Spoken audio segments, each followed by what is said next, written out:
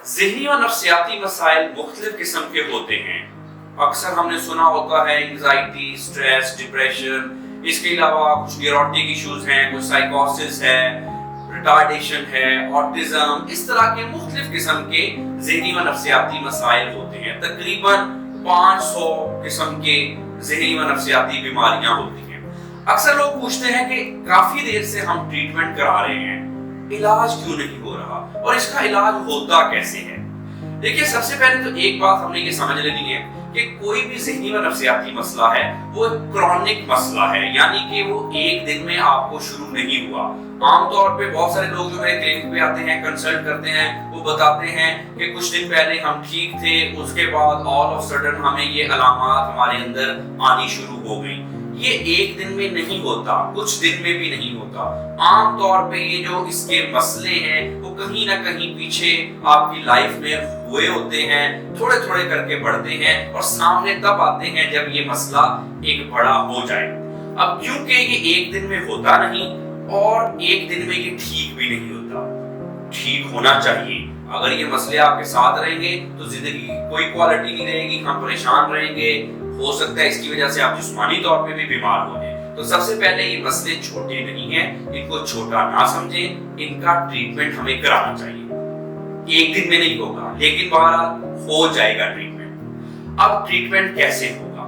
मुख्तलिफ लोग ये क्वेश्चन करते हैं कि क्या हमें दवाई खानी चाहिए या हमें थेरेपी पे जाना चाहिए, किस तरह से ट्रीटमेंट होता है। एक बात हमने समझनी है कि जितने भी ज़हनी व नफ्सियाती मसले हैं वो आपके कोई ब्लड प्रेशर की वजह से नहीं हुए, वो आपके कोई खून में कोई इंसुलिन की कमी की वजह से नहीं हुए, या कोई आपको हीमोग्लोबिन आपके कम नहीं हुए, या फिर आपने कुछ उल्टा सीधा खा लिया उस वजह से नहीं हुए।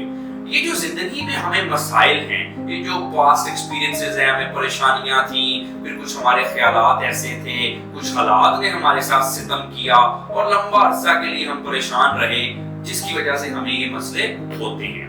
अब दवाई खानी चाहिए या नहीं खानी चाहिए, इसमें आम तौर पे जब भी ये मसले इतने ज्यादा बढ़ जाएं और इसकी वजह से हमें हमारे जो ब्रेन है उसमें कोई केमिकल इम्बैलेंस हो जाए, कुछ डोपामिन है, सेरोटोनिन है, मुख्तलिफ किस्म के हमारे ब्रेन में केमिकल हैं, ये कुछ रेलेवेंट किस्म के केमिकल्स हैं, अगर तो वो अप डाउन हो जाएं तो फिर क्या किया जाता है कि दवाई देके उनको फौरी तौर पे अपनी जगह पे लाया जाता है। लेकिन सिर्फ दवाई इसका इलाज नहीं है। दवाई खाते रहेंगे, आपके केमिकल ठीक रहेंगे, जब दवाई छोड़ दी आपके केमिकल्स फिर वैसे ही हो गए। तो दवाई देके फौरी तौर पे इनको सेटल किया जाता है। लेकिन जो आपके दिमाग में चीजें फंसी हुई हैं, जो आपको बुरे तजर्बात हुए हैं, जो आपकी सोच गलत हो गई है, डी ट्रैक हो गई है, गलत से मुराद की जिसकी वजह से आप बीमार हो गए हैं, याद रखिए कुछ उल्टा सीधा खाने से बीमार नहीं हुए, ये सोच की वजह से आमतौर पे इंसान बीमार होता है। तो इस चीज को जो खत्म करना है, आपकी सोच को ठीक करना है, आपके जो हालातों वाकयात ने जो आपको मसले क्रिएट किए, वो जो आपके दिमाग पे बार बार आप सोचते हैं, कुछ चीजें आपके माइंड में हैं, उसको निकालना है, उसको ठीक करना है, आपके सॉफ्टवेयर को ठीक करना है। जी हाँ, ब्रेन हमारा हार्डवेयर है और माइंड हमारा सॉफ्टवेयर है। अब ये जो सॉफ्टवेयर है ये किसी दवाई से ठीक नहीं होता।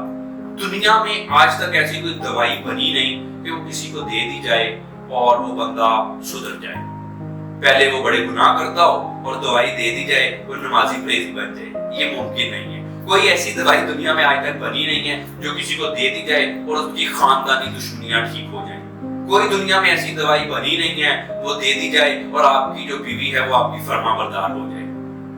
बहुत सारी चीजें ऐसी हैं जो कि दवाइयों से बिल्कुल इलाज नहीं है, वो होती नहीं है। तो फिर उसके लिए क्या किया जाता है? उसके लिए थेरेपी और काउंसलिंग वगैरह से हम उस चीज को ट्रीट करते हैं।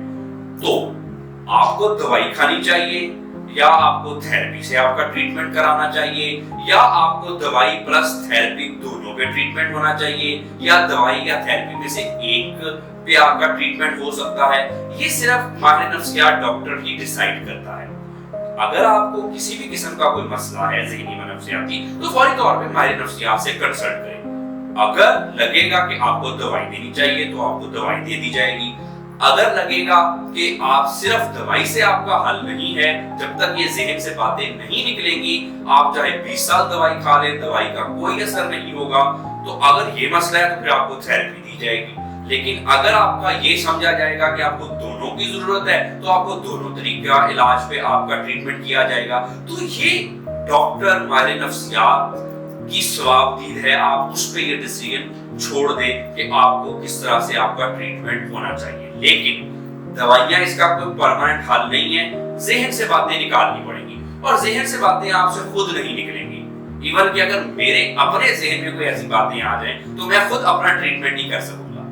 जैसे कि कोई भी, अगर मेरी अपेंडिक्स का कोई मसला हो जाए, तो मैं अपने अपेंडिक्स का ऑपरेशन खुद नहीं कर सकूंगा, मैं अपने दिल का ऑपरेशन नहीं खुद कर सकूंगा।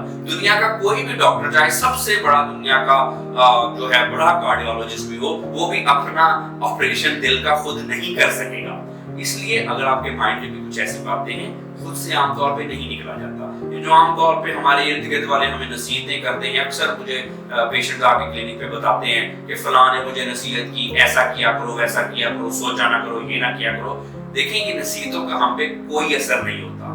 जी हाँ, जब हमें कोई मसला हो जाए तो बहरहाल उसका ट्रीटमेंट ही होता है। अच्छी बात है, दीन से कुर्बत बहुत अच्छी बात है, इबादत करनी चाहिए, नमाज पढ़नी चाहिए आपको, मैं खुद भी नमाज पढ़ता हूँ। लेकिन अगर एक दिल का मसला हो गया, दिल का फर्ज करें कोई आपकी नाली बंद हो गई, तो अब तो उसका तो ऑपरेशन ही होगा, या फिर उसको और तरीके से इलाज होगा। सिर्फ दुआ करने से या नमाज पढ़ने से तो शायद वो मसला हल नहीं होगा।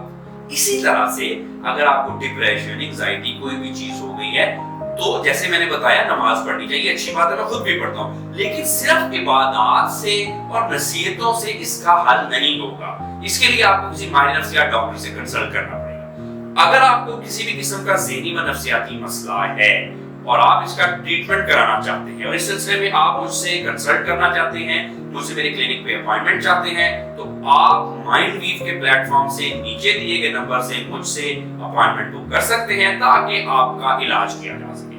अपना बहुत सारा ख्याल रखिए। Thank you very much.